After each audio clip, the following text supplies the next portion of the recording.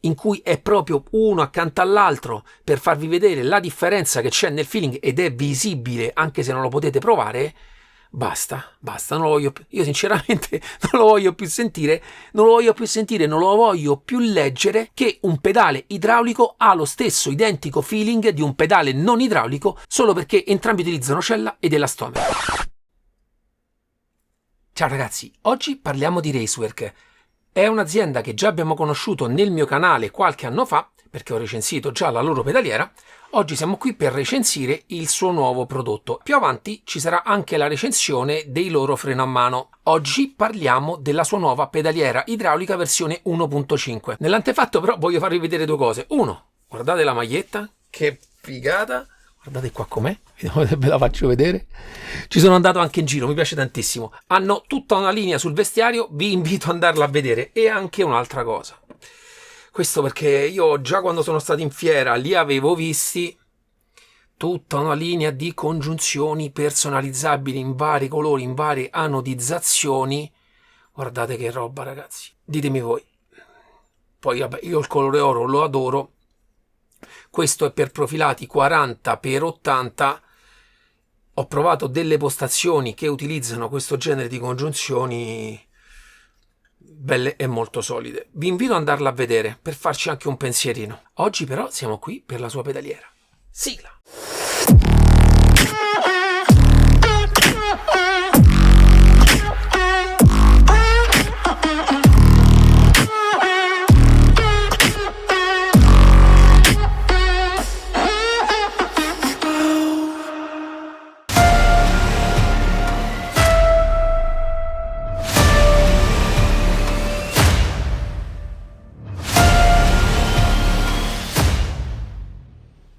Come detto nell'antefatto, oggi siamo qui per parlare della pedaliera versione 1.5 di Racework.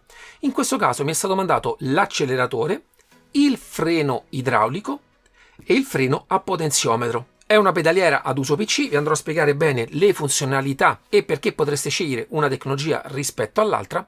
Naturalmente quella con il freno a potenziometro io la considero la parte di entry level, cioè chi vuole entrare nel mondo Racework, vuole entrare nel mondo della simulazione, tenendo anche un pochino sotto controllo il budget, avendo un prodotto dalle finiture di una pedaliera di altissimo livello e che volendo più avanti potrebbe aggiornare al modello idraulico. Iniziamo con le parti in comune con tutte le tipologie di pedali. Innanzitutto la struttura, proprio la base del pedale e il braccio del pedale tutto alluminio al CNC. È molto diverso rispetto al modello precedente. Hanno scelto una linea più piena rispetto al modello che facevano prima, ma in realtà più sottile, non so se ve la ricordate. Sulla base del pedale ci sono 4 asole per poterla andare a montare sulle vostre postazioni e anche avere un pochino di agio per poterla spostare un po' più avanti o un po' più indietro. Tutti i pedali utilizzano nel fulcro dei cuscinetti a sfera, questo per massimizzare la scioglierolezza nel movimento. Sono totalmente solidi nel loro asse e anche, devo dire, davvero fluidi durante la pressione. Su tutti i pedali ci sono questi 3 fori che servono per andare a fare macro regolazioni su quella che è la durezza del pedale. Per quanto riguarda le pedane, ragazzi, guardate che belle. Ci sono diverse colorazioni tra cui potrete scegliere, tra cui nero, oro, rosso, viola, blu e grigio. Si smontano tutti dalla parte dietro e su tutti i pedali è possibile andarli a spostare un po' più in alto, un po' più in basso. Naturalmente per macro regolazioni va girata la piastra e poi si può alzare ancora di più. Faccio notare poi che nella parte dietro su tutti i pedali ci sono 2 fori. Al momento non c'è dato sapere a cosa servono, però potrebbero essere utili per montare kit vibrazione anche di terze parti. Totalmente anodizzati neri, nella parte sotto bella l'incisione del logo di Racework. A livello estetico devo dire un ottimo lavoro, anche se questo nero opaco tende un pochino a raccogliere le impronte quando lo andate a toccare. Iniziamo ad approfondire il pedale dell'acceleratore. Si possono regolare nell'inclinazione più indietro, andando a svitare questo bullone qui, si va ad avvitare, il pedale piano piano si sposta nella parte dietro. Per quanto riguarda il fine corsa, ve lo faccio vedere, è demandato a una vite qui sotto. va svitata, si rimette il bullone e si va a stringere tutto. È lo stesso sistema che utilizza anche Asetec, ma è lo stesso sistema che utilizzano in realtà tutte le pedaliere reali che io ho visto fino ad oggi. E devo dire che per quanto è metallo, è anche abbastanza silenzioso. Naturalmente, mettendo un gommino di plastica nella parte sotto, si potrebbe attutire ancora di più quello che è il rumore in fase di pressione. In fase di ritorno è totalmente insonorizzato perché nella parte dietro c'è un O-ring nel bullone che va a battuta sul pedale, e quindi vi faccio sentire il rumore che fa. Personalmente non lo trovo rumoroso neanche in fase di pressione. Per quanto riguarda il feeling, è demandato a questa molla di generose spire. Per quanto riguarda la regolazione della durezza, potete mettere un po' in precarico la molla, ma le macro regolazioni vengono fatte, come vi dicevo prima, tramite questi 3 fori. Più attaccherete il perno sulla parte alta e più si andrà a indurire. Questa è quasi la durezza massima, vi dico che è molto presente sotto il pedale. A livello di feeling, anche il vecchio pedale era uno dei miei acceleratori preferiti, uno perché è totalmente esente da qualsiasi tipo di gioco e mi piace molto il tipo di fluidità che ha. Per quanto riguarda la parte elettronica, abbiamo un potenziometro di derivazione automobilistica, posto nella parte bassa dove proprio c'è la rotazione del pedale, e tramite questa levetta che rileva il movimento del pedale va a far girare il potenziometro interno. Vi faccio vedere anche il connettore che viene utilizzato. Ripeto, sono tipologie di connettori di uso automobilistico. Per la parte di connessione all'elettronica hanno scelto un jack con 3 poli. Naturalmente un positivo, un negativo e un data. La lunghezza del cavo di connessione sarà intorno ai 50 cm. Per quanto riguarda la pedana su cui andrete a appoggiare il piede, è larga poco meno di 5 cm e lunga intorno agli 11 cm. Per quanto riguarda invece quella del freno, è larga poco meno di 8 cm e lunga 11 cm. E adesso proprio del freno con potenziometro andiamo a parlare. Rimangono tutti gli aspetti in comune con l'acceleratore. Nella parte dietro, in realtà al posto della molla, in questo caso abbiamo 2 elastomeri, sono dei fibroelast e una molla. All'interno della molla c'è anche un inserto in plastica che ne va a limitare la corsa perché sarebbe veramente troppa questa, e tramite questa ghiera potrete andare a dare un minimo di precarico alla molla e andarvi a regolare quella che è la corsa del pedale. Anche in questo caso abbiamo la possibilità di macro regolazioni andando a spostare l'attacco del perno sul pedale. Più lo abbasserete, più il pedale avrà possibilità di fare corsa e sarà morbido, più l'alzerete, più il pedale sarà duro e farà meno corsa. E proprio qui faccio una piccola puntualizzazione: essendo anche questo un pedale a potenziometro, in questo caso il mio consiglio, nel caso scegliate per motivi anche di budget il pedale a potenziometro, vi consiglio di montarlo nel foro più in basso per sfruttare il più possibile la corsa. Questo perché, a differenza di sensori di pressione o celle di carico, quando il pedale non si muoverà più, il sensore non leggerà più segnale. Quindi tutta la gestione della forza sul piede dovrà essere correlata allo spostamento del pedale. È chiaro? L'aspetto interessante è che in futuro anche chi ha voluto spendere all'inizio meno potrà aggiornare il pedale con potenziometro al fratello maggiore idraulico.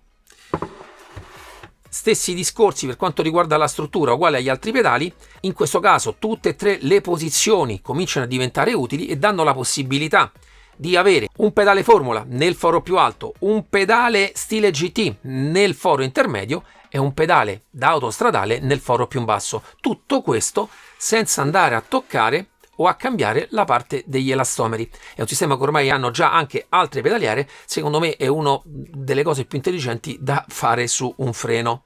Questo perché con pochissimi spostamenti andate a fare una macro regolazione su quello che è il feeling proprio del pedale stesso. Parliamo adesso dell'idraulica. In questo caso faccio una precisazione in più, perché a differenza di penso tutti i prodotti che ho provato fino ad oggi, è la prima volta che vedo, come vedete, un doppio raccordo tra lo slave e il master. Di solito come funziona? Quando iniziate a premere il pedale si va a chiudere una valvola dove c'è la vaschetta di recupero, si mette il sistema in compressione, l'olio si sposta dalla camera principale a quest'altra camera qua davanti che va a tirare il perno, gli elastomeri o le molle fanno resistenza, per far ritornare poi il pedale in posizione neutrale. In questo caso, come vedete, c'è un raccordo che porta alla parte frontale dello slave e un raccordo che porta alla parte dietro dello slave.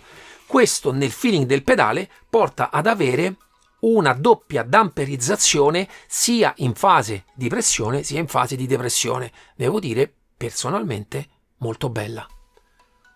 Nel caso, visto che questo sicuramente uscirà dopo, andatevi a vedere un video che ho fatto proprio per andare a spiegare che le pedaliere idrauliche rispetto alle pedaliere non idrauliche hanno un feeling sotto il piede veramente percettibile. Anche lì ho fatto vedere esattamente come si comporta. Devo dire quindi che questa doppia damperizzazione, nel mio caso la utilizzavo anche sul pedale attivo di Syncube, sotto il piede offre una sensazione reale, perché in questo caso abbiamo una idraulica reale, davvero molto bella. Nel mio caso avevo soltanto il kit base sullo slave, è possibile acquistare anche altri elastomeri. Io per fare i miei soliti test ho montato anche un mio elastomero nella parte iniziale e devo dire che la sensazione, per mio gusto personale, si è centuplicata in positivo. Questo perché non ho più quello stacco netto che ha la molla quando va totalmente a chiudersi, ma c'è una progressione di parte morbida che poi va piano piano a indurirsi fino ad andare a indurire i due elastomeri nella parte dietro.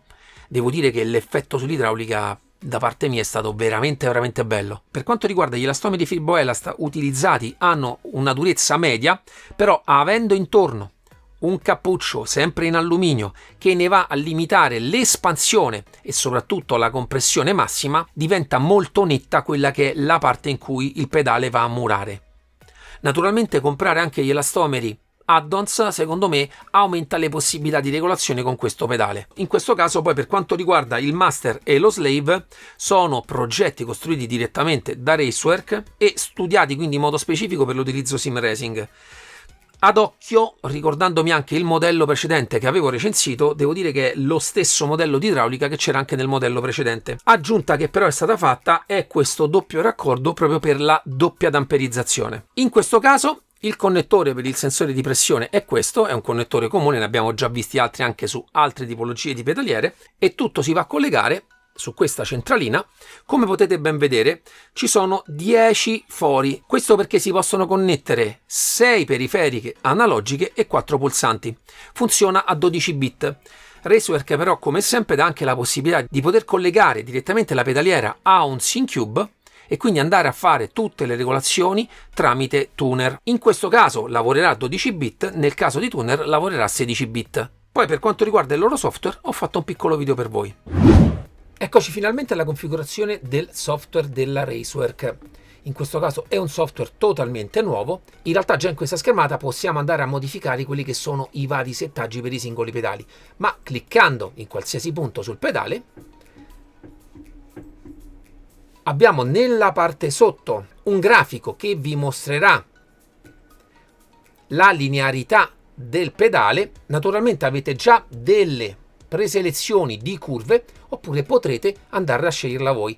Cliccate e a questo punto potrete modificare la curvatura dell'accelerazione e naturalmente il segnale si comporterà in un modo diverso. Io personalmente per tutti i pedali utilizzo sempre un segnale totalmente lineare e vado a modificare nel caso la taratura del pedale stesso a livello meccanico. Nella parte sopra riabbiamo il valore di ρ, cioè quello del segnale.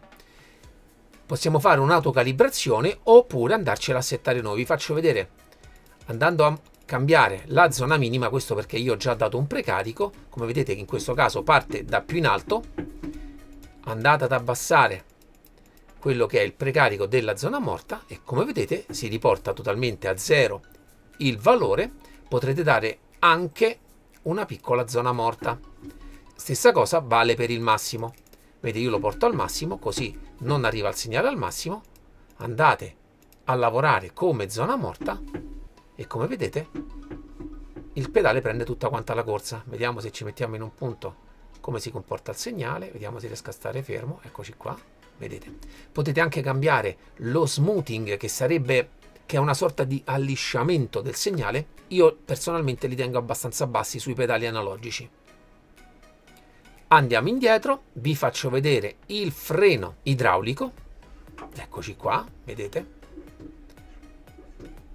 Il sistema funziona sempre nella stessa maniera, avete sempre delle curve che potete utilizzare. Anche in questo caso io utilizzo un segnale totalmente lineare. Vi faccio vedere il segnale, io ho già segnalato loro questa cosa. Il grafico sotto ha una risoluzione dal mio punto di vista troppo alta, non è un reale segnale che balla, perché vedete la percentuale è immobile, non si smuove a nessun tipo di forza, ma riguarda a che risoluzione loro fanno vedere il segnale. Si può vedere anche ad occhio nudo il damping del doppio effetto che è anche nella fase di ritorno. Arriviamo adesso all'ultimo pedale, il freno con potenziometro. Come vedete in questo caso non ho utilizzato un segnale totalmente lineare. Questo perché, essendo un pedale in questo caso in cui il segnale è legato al movimento meccanico che fa, preferisco gestire il segnale in questo modo qua, e quindi poter sfruttare in maniera migliore anche l'ultima parte della frenata. Naturalmente in questo caso più corsa al pedale più segnale avrete, e io in questo caso ho messo il perno nella parte più bassa per sfruttare la massima corsa di questo pedale, ma secondo me si può utilizzare anche con una corsa molto più corta rispetto a questo. Avrete comunque a disposizione, secondo me, un giusto quantitativo di segnale. Come avete visto non c'è mai bisogno di salvare nulla, direttamente verranno salvati i valori all'interno della scheda. Penso quindi per il software di avervi detto tutto. Ciao ragazzi, bentornati. Spero che la parte software sia chiara. Arriviamo adesso al punto cruciale, le conclusioni finali. Per quanto riguarda l'acceleratore, penso l'avete capito anche quando vi spiegavo il suo funzionamento. Come sempre molto soddisfatto, veramente fluido e preciso, e soprattutto con regolazioni molto semplici è possibile arrivare ad una durezza molto corposa come piace a me. E da parte mia proprio questa corposità aiuta tantissimo anche nelle microtransazioni, quando dovete dosare di più il pedale del gas. Per quanto riguarda invece il pedale del freno con il potenziometro, lo consiglierei a chi vuole tenere molto sott'occhio il budget, o soprattutto ha già anche una pedaliera di fascia bassa con potenziometri, è abituato a quella tipologia di frenata che è totalmente diversa da quella quando si usa un sensore di pressione o una cella di carico, perché in quella tipologia di frenata ti devi regolare soprattutto con la corsa. Io sono totalmente disabituato a guidare regolandomi con la corsa piuttosto che con la forza. Personalmente ho fatto un po' di fatica ad abituarmi a questa tipologia di frenata. Sinceramente non mi ci sono abituato fino alla fine, ma non lo reputo un difetto del pedale. Sicuramente sono io che, dopo tanti anni di altri sistemi basati sulla forza, io poi sono abituato spessissimo a guidare con pochissima corsa. Infatti anche in questo caso ho fatto delle prove, l'ho provato anche con la corsa più breve, ma non è indicato con questo genere di elettronica. Però naturalmente è un freno che ha un costo molto più basso rispetto al fratello maggiore, perché in questo caso, scegliendo questi due pedali, lo pagate 199 e 199 euro più la centralina. Con una spesa abbastanza contenuta avete un prodotto comunque dalla costruzione di altissima fascia e comunque in futuro aggiornabile. Soprattutto poi a chi per esempio non ha una postazione, che molto spesso è costretto a comprare veramente delle pedaliere giocattolo, perché se non hai una postazione dove fermarti in cui puoi frenare e quindi sfruttare la forza, la memoria muscolare, sei costretto ad utilizzare per forza una pedaliera con potenziometro e basarti sulla corsa, perché il pedale del freno non potrà essere troppo duro, perché altrimenti andresti indietro con la sedia. Arriviamo adesso al pedale del freno idraulico. Strapromosso. Io era un po' adesso, perché ero abituato all'Active Pedal, che non utilizzavo un pedale idraulico. A me piace tantissimo.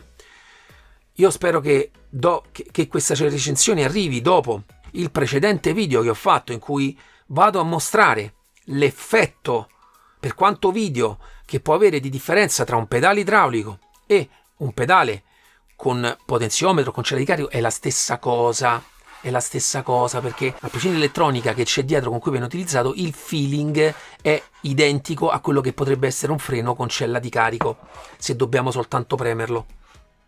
Quindi in un'analisi spicciola di quello che è il feeling di differenze tra un freno idraulico e un freno non idraulico, per quanto entrambi utilizzino molle ed elastomeri, il feeling finale è abissalmente diverso. Qualcuno di voi potrà non vedere l'abisso, ma non è possibile non percepire la differenza. Ripeto, chi ancora deve parlare su questo argomento si vada a vedere il video che ho fatto, pedale idraulico, pedale non idraulico, in cui è proprio uno accanto all'altro per farvi vedere la differenza che c'è nel feeling, ed è visibile anche se non lo potete provare.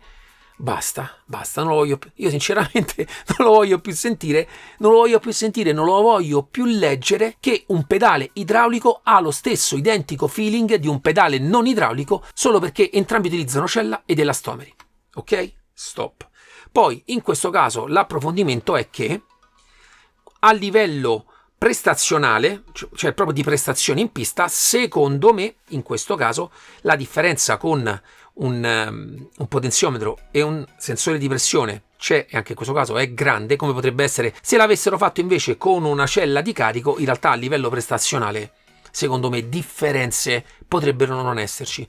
Le differenze macroscopiche sono sicuramente quelle del feeling, che possa piacere, che gli potete dare un peso oppure no. Aspetto poi molto interessante del nuovo pedale e del freno è che c'è stato un bel ribasso dei prezzi, perché il solo pedale idraulico costa 499 euro, in abbinata all'acceleratore 199 euro più 69 euro di centralina, vi fate una pedaliera idraulica di altissimo livello ad un prezzo, dal mio punto di vista, molto interessante. Naturalmente ringrazio sempre Racework per la collaborazione che ormai dura da qualche anno. Fatemi sapere nei commenti se qualcuno di voi aveva anche il modello precedente o cosa ne pensa di questo prodotto. Naturalmente spolliciate, commentate, è il miglior modo per far crescere il canale, e vi ricordo che non so quando uscirà anche la recensione dei loro 2 freni a mani. Ragazzi, ci vediamo alla prossima review. Ciao!